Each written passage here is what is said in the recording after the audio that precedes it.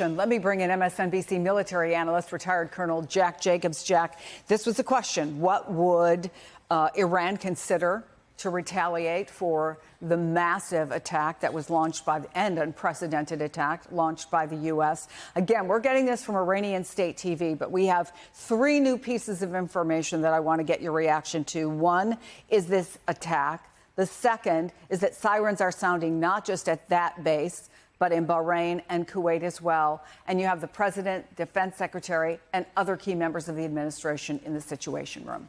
Well, the report was that there were half a dozen missiles, and we don't know how accurate that is. But clearly, if you wanted an off-ramp, to use the old trite expression, and you were Iran, you'd fire a bunch of missiles and be done with it, and hope that that was going to be the end of it. But it doesn't seem like that's the case. One report was that they were headed towards the our air base in Qatar, where, by the way, we have 10,000 troops or thereabouts. Forward position of U.S. Central Command, 10,000 troops. Correct. A likely target. But if sirens are also being heard in Bahrain and Kuwait, we have naval forces stretch all across the Middle East as well. It may mean that there are other missiles, which means that Iran has decided that it's not necessarily looking for a way to get off of this, get out of this problem, but in fact are raising the stakes. The trouble for Iran is that it's kind of stuck. It's got to do something, it thinks, in order to demonstrate that it's not weak. Don't forget, it's got a domestic audience as well, not the people, but the Republican guards, who in many respects may in fact be lots less progressive even than the mullahs, on the one hand, and the rest of the world also, though it's the domestic audience that they've got to be most concerned about. And second, to make sure that the United States understands that it's capable of responding to preclude further Western attacks.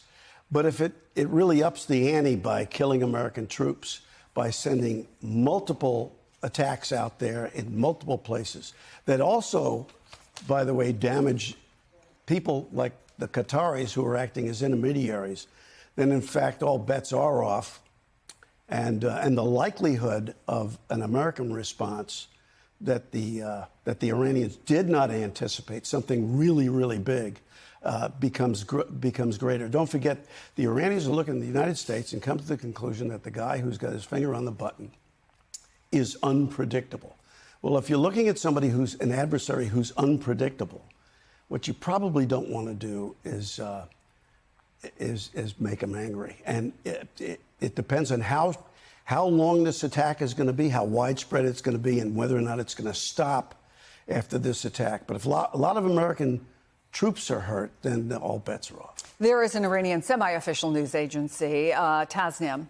They are saying that Iran has launched missile operations, what is called Basharat al-Fath, against U.S. bases in Qatar and Iraq. This basically translates to glad tidings of victory. The operation code phrase is Ya Aba Abdillah, which is a reference to Imam Hussein. So when you talk about messaging and the importance of the domestic audience that the Ayatollah and the people around him are most concerned about, just the name of it will tell you something. But let's consider more specifically the dangers here of escalation, because what the message was from supporters of the president, this was going to potentially just shut it down. This is not shutting it down. Well, they keep talking about, the administration keeps talking about this being a war against the nuclear capability of Iran. And of course, that's where the attacks were. By the way, as an aside... Well, let me stop you for just a second, Sure. because Courtney Cuby, who is our reporter at the Pentagon, has gotten in front of a camera now. Talk to us about what we know about these bases. And very importantly, we've heard a lot over the last 36 hours or so about the defenses that are in place. So tell us about that.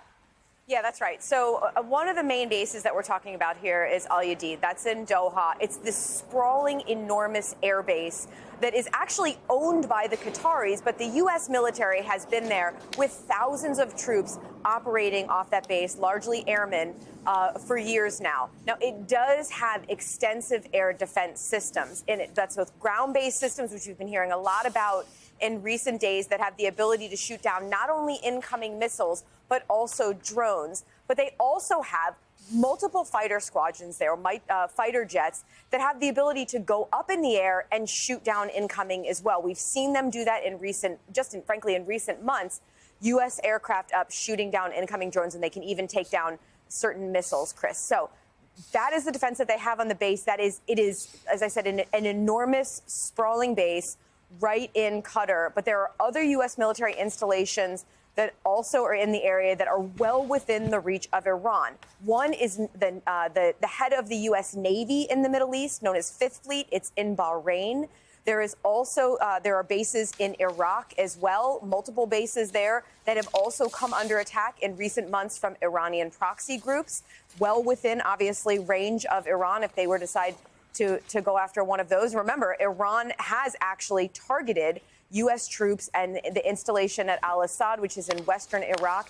After the attack on Qasem Soleimani, they retaliated with a number of ballistic missile drones striking that base, causing a number of injuries among U.S. service members, primarily in traumatic brain injuries.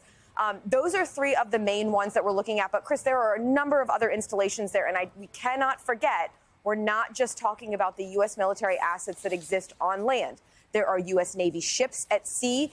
They are also well within range. These are the sorts of assets that we're looking at right now. We're aware of the information that's coming across the semi-official Iranian news agencies. But at this point, the defense officials we're speaking to have not been able to substantiate any actual attack beginning. But a U.S. official that I spoke with did say that they were warned about the possibility of an imminent threat against a number of U.S. military bases in the region. That includes some of the ones I spoke with in Qatar, in Iraq, and in Bahrain and elsewhere. Chris? Thank you so much, Courtney Kube. Come back to us as we get more information. But I want to bring in Brigadier General Mark Kimmett, retired and former Assistant Secretary of State. We just got a statement from Iran's armed forces. I'm going to read you little parts of it, if I can, General. In response to what they call the blatant military aggression of the criminal regime of the United States against the peaceful nuclear facilities of the Islamic Republic of Iran, and in clear violation of international law, Iran has launched a powerful and destructive missile strike on the Udeid Air Base in Qatar. The operation is being carried out under the sacred call. The message to the White House and its allies is clear. It says, Iran will never leave any violation of its territorial integrity, sovereignty, or national security unanswered. We warn the enemies of the Islamic Republic. The era of hit and run is over. The determined will of Iran's powerful and popular armed forces means any repeated provocation will accelerate the collapse of the U.S. military structure in the region. And so what we have is missiles heading for U.S. bases in the region. Your reaction to what we're seeing right now? Well, I'm glad we probably have some airplanes on scramble alert. Hopefully they're up in the air right now, taking on those ballistic missiles and possibly drones as well.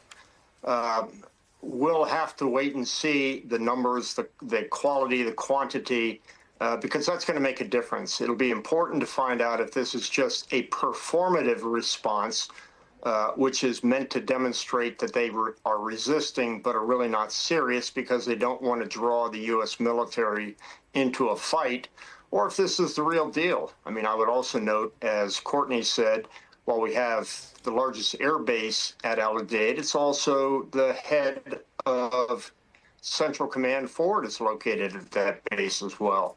So they've picked these targets carefully.